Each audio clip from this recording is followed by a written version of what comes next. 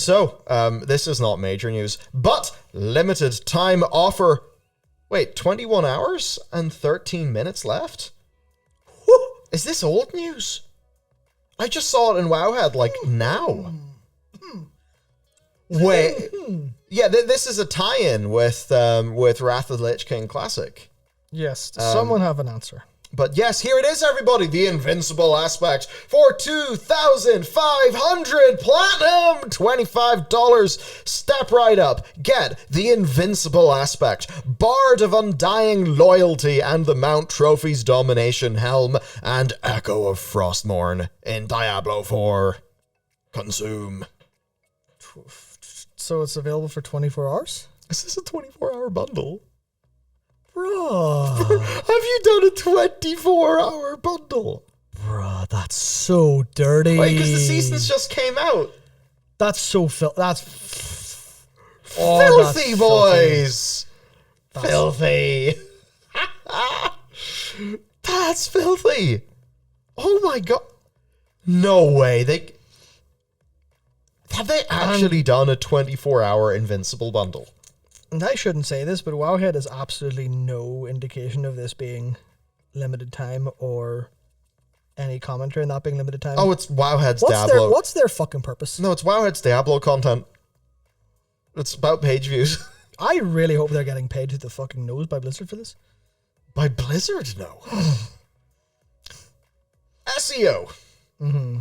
Advertisements. Yeah. Yes, there's now actually one of the great benefits of creating a Wowhead account is that you can immediately filter out all of the Diablo 4 posting. Sadly, you can't do that in their Twitter account, which I have now muted. Mm-hmm. Which is actually kind of annoying because I do actually want to follow that account because of useful information. It's just frustrating when there's loads of Diablo stuff. But I mean, I get it. Acquire the bag, and so on. Is that literally 24 hours to buy? 24 hours to get this. Let me go on to X. What's it's now called? It's called X, formerly Twitter. X, yes, let's go to X, formerly Twitter. That's what it's called. That's crazy if that's literally just sorry this is available for... No, because it doesn't say anywhere in the details here that's like... Because you know the way it does in... Yeah, it's just there in the store. And the Diablo account hasn't posted about it. Because WoW does it better in their posts, it's largely. Mystery. WoW usually says, this is available on or before or something. Fucking fascinating. Yeah. $25 for Invincible. Cool. Yeah, I'm not surprised at this point. Not surprised. I'm just disappointed in how Blizzard have no mask that they're wearing anymore. Sometimes. So, the Diablo 4 shop refreshes, and is this like a generic refresh of the shop? I don't know. That 24-hour FOMO shop Diablo 4. Yeah, so the shop went from the launch week timer to a 24-hour refresh. Yeah, so it's...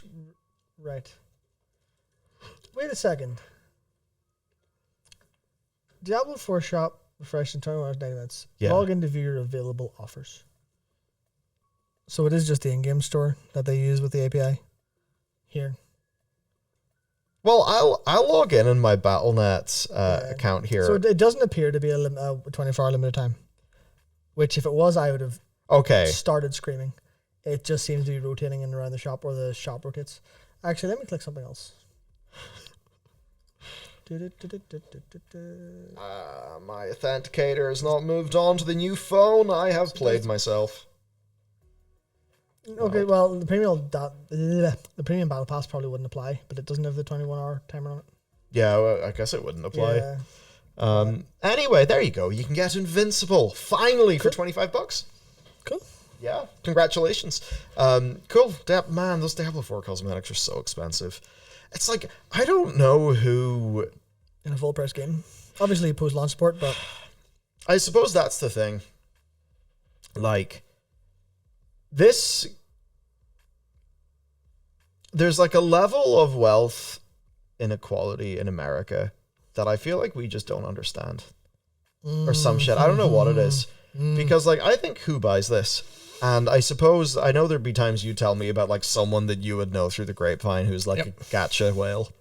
And, you know, it's like, yep, they're a software engineer. They live in a very sus place, and a very, very sus place.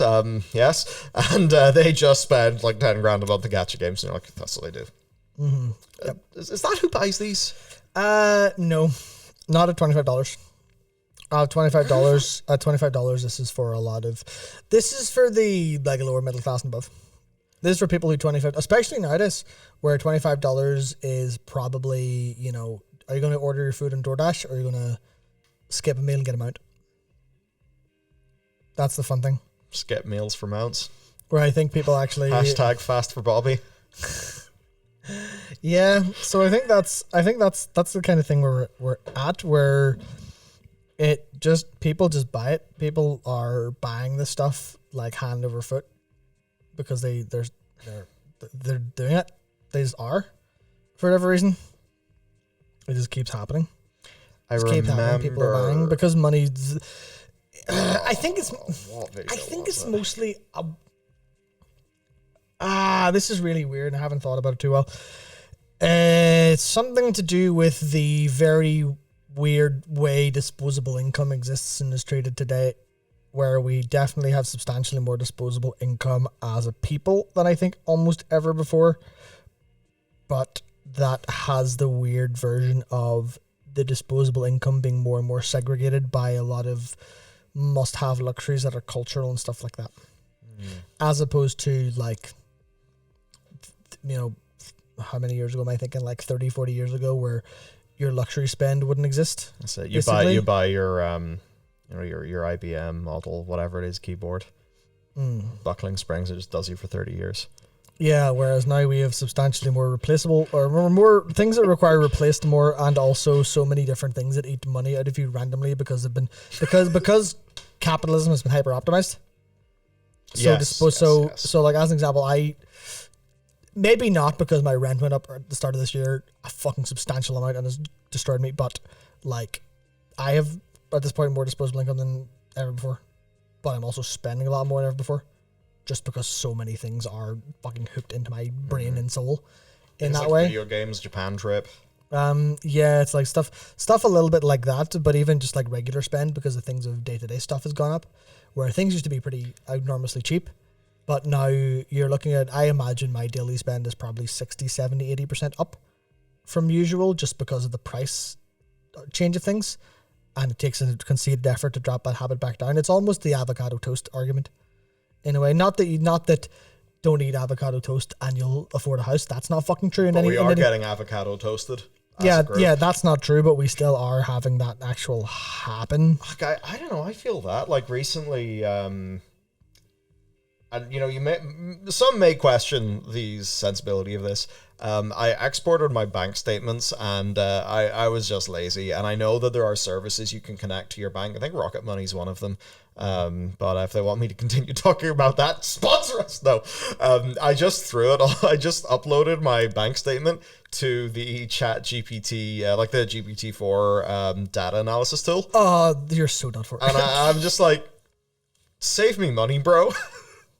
I should have said bro. Maybe it would have been less dry. And I just like, cool. Oh my God. The million little slices being taken out of me by things that, you know, because there are so many things in life now. That's so exactly, many discrete things. That's what I'm saying. Basically. The hyper-optimization of, you know, I found all of that, and it was like the experience of after that, and, you know, now, like, I used to, like, get lunch out or whatever. Now I've had Huel for lunch, like, most of the last 3 weeks, and a large part of that is to spend less money, if you're, like, snacks or anything like that. You know, that has got to be the, you know, the way it's like, if you use the Tesco club cards, it's like £1.50 off or something. Like, mostly has to be that. Because did like my first holiday in like years. That was to America.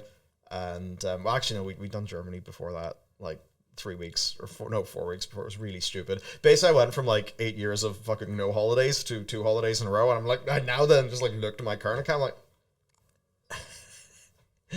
oh no, we're missing. Why is the decimal point ran to the left? And I guess it's just like, I don't know. I suppose there's this guy, he's called Caleb something. All I know is he lives in Austin, but he kept on appearing on my YouTube feed, and he seems to do long form podcasts where he basically roasts people's finances. So I think the thing is, like, you know, you'll get to go on his podcast, he will roast your finances and give you financial advice on his podcast, which actually does seem like, for a younger generation, you know, a good and like interesting way for them to experience like financial literacy content. I immediately just imagined him screaming at me saying, "Stop buying fucking Monster." Like, no, I need to live.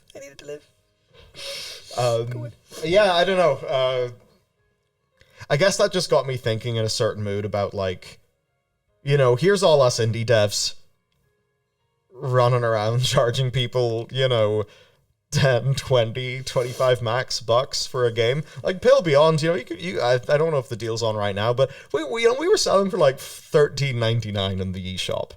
Like, that's not a brave amount of money, you know? But meanwhile, over in AAA land, they're just like, hey, would you like gloves? $20. Valorant's like, hey, would you like a gun skin from the game we ripped off? That'll be $60. And you just look at it, and do you know what I've kind of realized? You know the way, and it kind of disgusts me, but I've started noticing, like, young broccoli boys, or, you know, the broccoli hair, walking around with, you know, like a Gucci top, or whatever. And like, I don't know if I was just like totally weird. No, that's definitely true. But like, I was like, look down at Gucci, and now that I'm older, when I look at Gucci, I'm like, that's not a premium fashion brand. That's pretty trash, overpriced, usually in pretty poor taste. Why would you buy that? But it's like, man, I was about to call clothes optional cosmetic microtransactions. Here am I. Okay.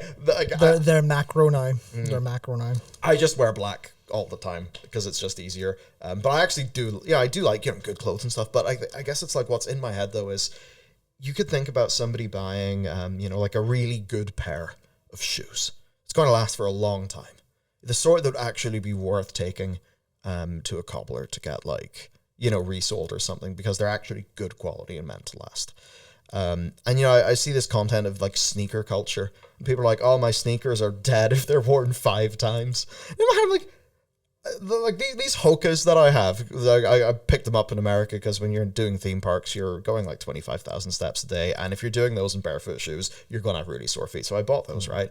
And I just think, like, compared to these sneakers, people, I have worn these almost every single day since. And I will continue to wear these heavily for like 4 years or 5 years. But but it's like, in the same way they see all these people, you know, chasing down their fashion brands, and it seems within like some of the youth, these fashion brands of, because like I was quite surprised whenever I learned what, you know, the name of that group. I think they're a French company, but they own loads of the big fashion brands. Like that they're all their numbers are just going up. And I was hello Instagram/TikTok. Yeah, and do you know what was weird to me? I felt like we grew up in a bit of a counterculture. We did. We like, seriously did. Yeah, like growing up, we were hard rejecting that shit because we were seeing it really for what it was. It's like, you got Gucci printed on your top. Grats, you're a twat. And I don't know, now it's, you have all these fucking goofy ass rice gum looking people. Yeah. God, rice gum. I can't. Of course it is thinking about Gucci that made rice gum enter my head for the first time in like 5 years. I don't even think that person's around doing content anymore. I have no idea. No idea. But you know what I mean? And I guess I'm just like seeing this in video games, and it's like, is this the Gucci top? It's not. What's going on? It's not. It's a smaller version of the Gucci top. It's the. I might not be completely accurate with this, or maybe I am. I haven't thought it all that through recently, but is this a bit heavy? Fuck it, we'll find out. The future versus the present. Oh dear, he's found a weight he can't lift. The future versus the present, Michael. Yeah. Working towards the future was a thing that was in some capacity instilled in our generation, and I think less so than it was instilled in the generation before. And I think that's been a downward trend, where especially as you look at how generally doomy the world is for future things, you look at how much I can't believe I say this, traditional values have been kind of stamped out in a bunch of ways. Oh, no, don't say. If you say that 3 times, you'll like you'll summon Dave Rubin. He'll just fucking emerge. Yeah. You know what? Fuck it, Zach. You're completely right. So what you're saying, people are more hedonistic. Yes, people are more hedonistic because the cultural value of restraint and planning for the future, because we're in what generally seems like economic good times, has just people don't need to save, especially when it comes to the difference in parenting style, where people who worked exceedingly hard wanted their children to have better lives, meant that the children weren't heavily traumatized at being horribly poor and need to work hard. So I would almost go back and say, as like there's some capacity of like the whole, well, you need to be able to think about the winter to survive it, is kind of being culturally removed, as well as in addition to in addition to a whole bunch of cultural impacts via the, what I'm going to call the fucking mind bullets launched at everyone about right now through $10 gas in America. Yeah, through... You should say hello to our gas prices. That said, we don't drive for 8 hours like you Americans do. Yeah, so there's a little bit of that when it comes to like, what it called? When it comes to how people are immediately need things now for their brains to work. Klarna. Because that's credit's another part of that, where people get pushed into doing things now that harm their financial future because they need it now, because now is the only time that exists, because we've completely destroyed any form of attention span or future thinking in some younger generations. It's like a monk's stagger for your bank account. If used correctly, yes. But sometimes it's like you stagger a fatal blow and you're just watching your health drip away, and you're like, I have no healer, it's over. That's part of the monk fantasy. You get to contemplate it as you look at your inevitable end coming towards you. Yeah. When I say like we live in the good times, I mean from my perspective, being 30, like when I was very young, it was all growth. And it was like I talked to this with a friend, like basically my family didn't have to do shit except work a normal job, and they saw massive wealth improvements, where it was like everything the money just kept coming in more and more and more. And this wasn't anything that they were doing. It was literally like working at one standard job in a household with 2 kids and like 2 parents, and then working a little bit in spare time as well.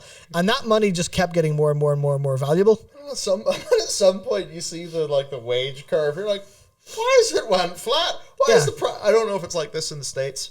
I think it's like this in some states, maybe ones that have more like regular economies. But I certainly know the UK's fucked. Leave, run away. Unless it's like a London situation. It's like it's like this country outside of London is whew. Yeah, and that's one of the things where this came down to, and I think I talked about this a little bit before, where there's like, people have, this is like research based on wage growth and stuff, but there's a more zero-sum thinking, where people don't think, well, if I work hard, wealth will manifest for me. People think, well, if I'm working hard and taking wealth, that has to come from somewhere. So it's not like I'm going to go and mine gold out of the earth and become rich and it'll be successful and help everything around me. It's, if I become rich, it'll be at someone else's expense, which is also a part of how people view, I think, largely rich people in a fairly, because of how wealth inequality manifests and has manifested. You see people immediately go, and obviously there's a variety of reasons you'd hate rich people, including envy and jealousy and all those things. But it is a combine that with a zero-sum thinking, and it is, you are hoarding all the wealth that could make everyone else happy. And then in some capacity, being wealthy is actually a selfish thing to do, which doesn't deter a lot of people because of how individual we are. It's just interesting. But there is an element of that, I think. You know, there are people say like this asteroid full of platinum is worth $500 trillion, and that's completely forgetting the fact that the value of platinum will go down if you suddenly find $500 trillion worth of platinum. Yeah. Yeah. So yeah, I certainly there used to be more of a growth mindset when I was younger, and when I see a lot of the modern stuff, there is way less. There seems to be more of an entitlement mindset and more of a doomer mindset at the same time, and it kind of feels like it's like I'm going to rob myself of all my tools and also just over-index bad emotions. But I suppose all the different platforms, all of that stuff does serve to, quite literally serve up to people way more doom and gloom and destruction anyway. Yeah. So, it just creates this false view of the world where, the world's, and I suppose the world is literally a bit more dangerous than it has been in recent years. But quite broadly speaking, the world's actually way more safe and prosperous than it's kind of been at, compared to any other time in history. But that's not the experience people have. That's not the experience that people have. And like we're talking about earlier today, there's a lot of people who live inside their head an awful lot more. No, that's the problem. And that's a fucking hard place to live in. Yeah. Especially in today when you're under psychic assault from all aspects at all times. And that's one of the things where, I think of this an awful lot because I think it's extremely important to society for people to actually, be able to arm themselves with mental tools to push forward and be able to get past this. Because it's been an extensive personal journey throughout my life of dealing with that in, a billion different fucking directions. And that's just been, because I'm a reasonably introspective person, I think about this shit all the fucking time. How do you deal with, consistently being shown things that are beyond your ken?